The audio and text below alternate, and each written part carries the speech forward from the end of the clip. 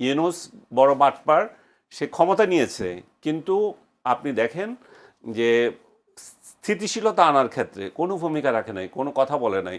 সম্প্রতি একটি বেশ সমালোচনা হচ্ছিল বিএনপির বিরুদ্ধে, সেটি হচ্ছে জামাতের পক্ষ থেকে বলা হচ্ছে চাকরিতে মেধার দরকার নাই, এখন বিএনপির পদ থাকাই যোগ্যতা, এমন মন্তব্য করেছেন জামায়াতের সেক্রেটারি মিয়া গোলাম পরোয়ার। সম্প্রতি তারা 12টি পদে, বিশেষ করে নির্বাচন কমিশন সচিবালয় থেকে শুরু করে আর বেশ কয়েকটি প্রতিষ্ঠানে তাদের নিজেদের দলের দায়িত্বশীলদেরকে বসানো হয়েছে। সেই ক্ষেত্রে বলছেন, আপনি কি মনে করেন আসলে বিএনপি যে পথে হাঁটছে সেই পথটা কতটা বা মসৃণ?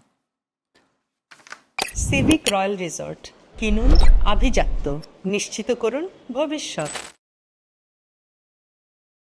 এটা প্রথম ঘটনা নয়। এর আগে ধরেন এই যে বিভিন্ন সিটি কর্পোরেশনের প্রশাসক, ধরেন যে ঢাকাতেই ধরি, ঢাকাতেও দুজন সিটি কর্পোরেশনের প্রশাসক কিন্তু দলীয় লোক বিএনপি নিয়োগ দিয়েছে এবং ঢাকার বাইরেও দিয়েছে। এবারও যেটা আপনি বললেন, জেলা পরিষদের প্রশাসকও দিয়েছেন। হ্যাঁ, জেলা পরিষদ প্রশাসক। দেখুন, একটা রাজনৈতিক সরকার আর আমাদের দীর্ঘদিনের যে কালচার, রাজনৈতিক সরকার তো রাজনৈতিক তার দলীয় লোকজন প্রাধান্য পাবে, এটা খুব স্বাভাবিক।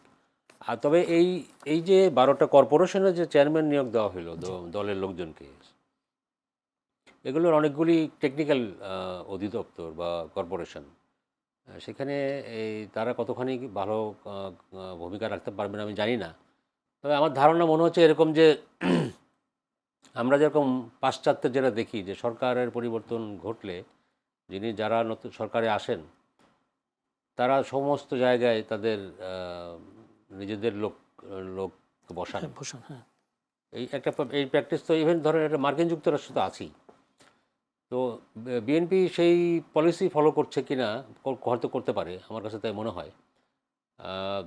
তারেক রহমান দীর্ঘদিন লন্ডনে ছিলেন। তিনি বিদেশিরা মানে ওই সমস্ত উন্নত দেশ কীভাবে চলে, প্রশাসন কীভাবে চলে সেটা তিনি দেখেছেন, সেখান থেকে কিছু শিখেছেন নিশ্চয়ই। তার সঙ্গে এটা একটা যোগসূত্র থাকতে পারে। তবে এটা আসলে নির্ভর করে যে আপনি দলীয় লোক দিতে পারেন, কিন্তু তারা কতখানি ক্যাপাবল, তারা যদি ক্যাপাবল হন তাহলে আমার মনে হয় না যে এর মধ্যে এতে আমাদের আপত্তি করার কিছু। বাট ব্যাপারটা যে নতুন, এটাও ওটা দেখার বিষয় আছে যে এটা ওয়ার্ক করছে কিনা ঠিক মতো। আমরা তো অতীতে সবসময় এই সমস্ত পজিশনে আমলাদেরকে দেখতাম, কখনো কখনো অবসরপ্রাপ্ত আমলাদেরকেও দেখতাম। তো সর্বত্রই আমলাতন্ত্রের আমলাতন্ত্রের সবখানে আমলাতন্ত্রের আসর কেন থাকবে, এটাও তো একটা কথা। পলিটিক্যাল গভর্নমেন্টে পলিটিক্যাল লোকও থাকতে পারে।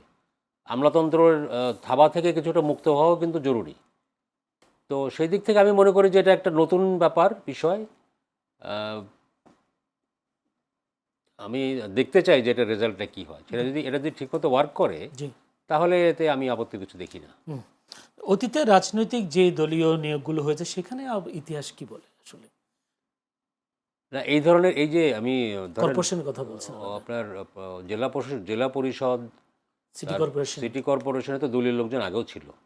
এটা তো এই পদগুলো তো আসলে নির্বাচনের মধ্যে দিয়ে আপনার পূরণ করার কথা। তো যখন নির্বাচন হয় না তখন প্রশাসক নিয়োগ করে, সেটাও সেই বিধানও আছে। কিন্তু পার্টিকুলারলি যে 12টা কর্পোরেশনের কথা বললাম সেগুলোতে কিন্তু দলীয় লোকের নিয়োগ এই প্রথম। সেজন্য বলছি যে এটা আমাদের একটু দেখতে হবে যে রেজাল্টটা কি ভালো হইলো না খারাপ হইলো। যদি ভালো না ওয়ার্ক করে তখন তো নিশ্চয়ই এর সমালোচনা হবে। জানাব আলমগীর, আপনার আমি যদি একটু মির্জা ফখরুল ইসলাম আলমগীরের একটা বক্তব্য আলোচনায় এসেছে। তিনি 30 জুলাই রাজধানীর সার্কিট হাউস এলাকার তথ্যভবন মিলনায়তনে একটি আলোচনা সভায় এটি কথা বলেছেন। তিনি আক্ষেপ করে বলেছেন, আমার এই 4-5 মাসের মন্ত্রিত্বের অভিজ্ঞতা বলে আমি দেখেছি কিছুই বদলায়নি। অর্থাৎ এই 5 মাসে যারা ঘুষ খেত তারা একইভাবে ঘুষ খাওয়ার ফন্দি ফিকির করছে, একইভাবে যারা ভালো একটা কাজকে আটকে দিত তারা আটকে দিচ্ছে, লোকজন ভুল পাল্টাচ্ছে, ভুল পাল্টানো লোকজনই এখন অনেক বেশি জুলাই যোদ্ধা হয়ে গেছে। তা তিনি আবার আশাবাদ হয়ে একটা কথা বলেছেন, আমি একজন মানুষের মধ্যে পরিবর্তন দেখছি, তিনি হচ্ছেন সেটা তারেক রহমান। তিনি চেষ্টা করছেন, নতুন নতুন নজির স্থাপন করছেন। তাহলে এই 5 মাসে কি এটিকে আত্মস্বীকৃতি মির্জা ফখরুল ইসলাম আলমগীরের, বা সেখানে তিনিও তো পড়েন, মানে আত্মস্বীকৃতি কেন হবে? উনি নিজের কথা তো বলেন নাই, নিজের তো কিছু বলেন উনি নাই। একজনের কথাই বলছে, শুধু প্রধানমন্ত্রী তারেক। হ্যাঁ, আমি মানে প্রায় ওনার সঙ্গে একমত। আসলে এই 5 মাসে পরিবর্তনটা কোথায় হয়েছে? যেগুলোকে দেখেছি জুলাইতে জিন্দিগিতে কোনোদিন কথা বলে নাই, জুলাই মাসেও কথা বলে নাই, এখন অন্যের ফেসবুক পোস্ট শেয়ার করে করে বিপ্লবী সাজে। হ্যাঁ, নিজের কিছু নাই দেখানোর মতো। জুলাই মাসে কি বলেছিল, জুলাইকে সমর্থন করেছিল কিংবা নিন্দা করেছিল, কোনোটাই না। তার মানে কি, ওরা তখন বোবা ছিল, ওরা এত মেরুদণ্ডহীন ছিল যে তার নিজের মতামত রাখতে পারে নাই। জুলাইকে আমি সমর্থন করি না সেটাও স্পষ্ট করে বলতে পারে নাই, জুলাইকে আমি সমর্থন করি সেটাও বলতে পারে নাই।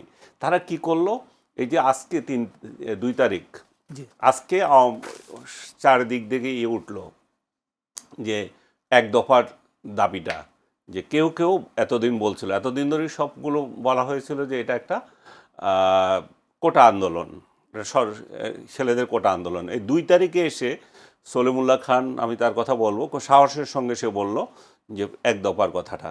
তার পরবর্তীতে অন্যরাও বলল। 3 তারিখে গিয়ে আমরা কি দেখলাম, আগামীকাল শহীদ মিনারে গেল অনেকেই, আমাদেরকে আহ্বান জানালো যেতে, যে যার মতো করে গিয়েছে, জমায়েত হয়েছে, এবং এর প্রধান উদ্যোক্তা ছিল বামেরা, কিন্তু সম্মিলিতভাবে সবাই সেখানে গিয়েছে।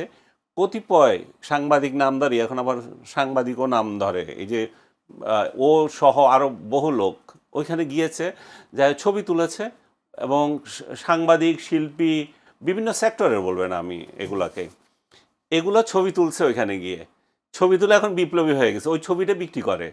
এদের কিন্তু 17 বছরে শেখ হাসিনার দালালি ছিল, শেখ হাসিনার চামচাদেরকে বিশেষ বিশেষ সাপ্লাই ছিল। ওদের একজনের কথা আমি বলবো, যে তার রিসোর্ট ছিল, এই রিসোর্টে বিনোদন করত, শেখ হাসিনার আমলে বিজ্ঞাপন ব্যবসা করেছে। হ্যাঁ, ইভেন শেখ হাসিনা চলে যাওয়ার পর আলী রিয়াজ এবং এই যে এটার নাম কি বলেন, নূরদের বিজনেস কিভাবে দখল করা যায় সেই চিন্তা করেছিল। সারা বছর কিছুই করে না, এখন বিপ্লবী সেজে গেছে। এরকম প্রতিটা এইখানে দেখবেন। আরেকটা জিনিস দেখেন, এরা 16ই ডিসেম্বর আসলে কোনো দিন কিছু বলতে আমি দেখি নাই, কিন্তু এই যে 5 আগস্টকে কেন্দ্র করে এখন বিরাট বিরাট বুদ্ধিজীবী হয়ে করছে, সেমিনার করছে। সেই একই ঘটনা, ওদের সিংহভাগই ইয়েতে জুলাইতে কিছু করে নাই, এর শেখ হাসিনা আমলেও কিছু করে নাই, কিন্তু এখন বিরাট বিপ্লবী তাত্ত্বিক বিপ্লব করতেছে। একদল, এই যে শেখ হাসিনার আমলে এরকম ছিল, 16ই ডিসেম্বর বা স্বাধীনতা দিবস কিছু থাকলে গদ বাঁধা কতগুলো লোক বকবক করতো, এখন এরা আবার একই স্টাইলে শুরু করেছে এবং 16ই ডিসেম্বর ভুলে গেছে। তার মানে হচ্ছে কি, একটা পর্ব যায়, এক দালালরা যায়, আরেক দালালরা আসে ক্ষমতা চাটাচাটি করে। এই 5 আগস্টকে নিয়ে এরা এখন যেগুলো করতেছে, এগুলার যে আরোপিত অনেকগুলো, আমি জানি না রাজা আমার সাথে একমত হবেন কিনা, অনেকটা দেখা যায় যে অনেকগুলো ইভেন্ট মানে আরোপিত, সাধারণ মানুষের কোনো অংশগ্রহণ নাই। সাধারণ মানুষ এটা নিয়ে কোনো মাথায় ঘামানে, কোনো বদারই করে না। সাধারণ মানুষ চিন্তা করতেছে যে আমাদের তেল গ্যাসের দাম বেড়ে যাচ্ছে, আমাদের দ্রব্যমূল্য বাড়তেছে, আমাদের ঘুষ কমে নাই, এবং এই যে মির্জা ফখরুল সাহেব যে কথাগুলো বলেছেন, এই যে একই ঘটনা, শুধু ভুয়া বিপ্লবীরা বেড়ে গেছে আর একটা লোকের মধ্যে পরিবর্তন হচ্ছে, সেটা হচ্ছে তারেক জিয়া।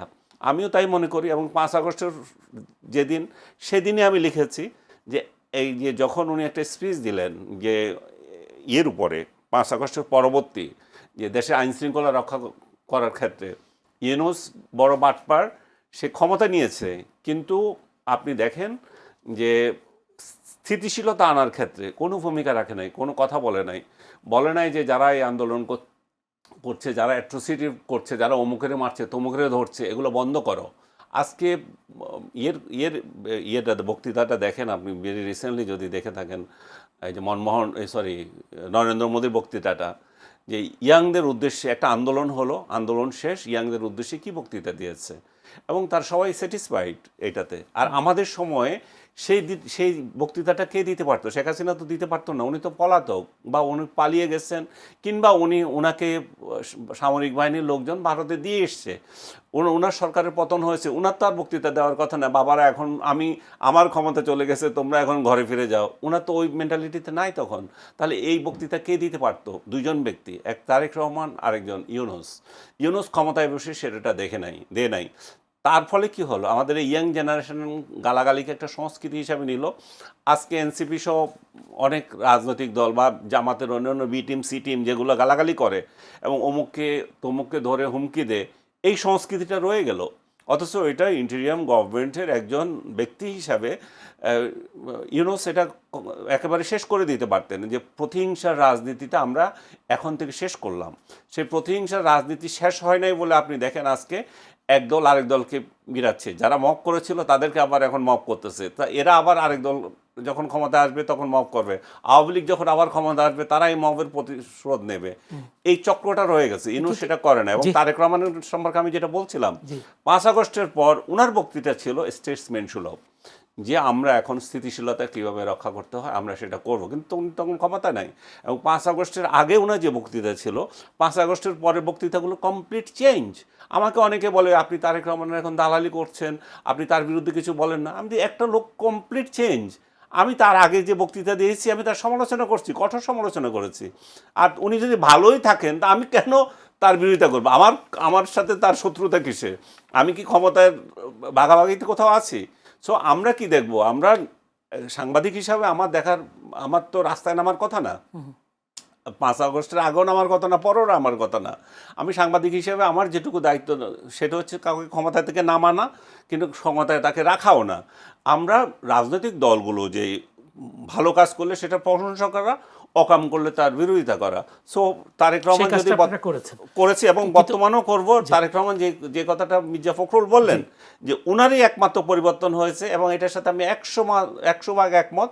আর কোনো কিছুতে, আর কোনো সেক্টরে কোনো কিছুই চেঞ্জ হচ্ছে না। ওনার সাথে অন্যান্য মন্ত্রীরা মাছ করতে পারছেন না কেন? কেন পারছেন না সেটা উনি জানেন, উনার টিম উনি দেখবেন। এবং মির্জা ফখরুল সাহেব যে এটা বললেন তারও তো উপলব্ধি হওয়ার কথা যে এইটাতে আমি পারছি না, তাহলে আমারও ব্যর্থতা, এই ব্যর্থতা আমি স্বীকার করি, এই ব্যর্থতা স্বীকার করে আমি পদত্যাগ করি। সেটা করবেন না, বক্তৃতা টিকে দিবেন। সিভিক রয়্যাল রিসোর্ট, সবুজে ঘেরা আভিজাত্য।